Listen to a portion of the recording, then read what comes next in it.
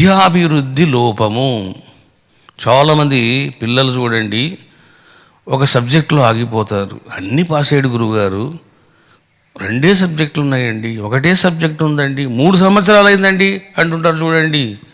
చంద్రగ్రహ దోషం అది. అప్పుడు ఏం చేయాలి కుర్రవాని చేత?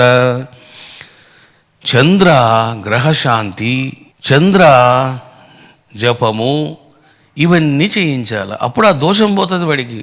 ఇవన్నీ చేయలేరనే నేనేం చేస్తున్నాను, 49 విగ్రహాల ప్రతిష్టాపనం చేస్తున్నాం.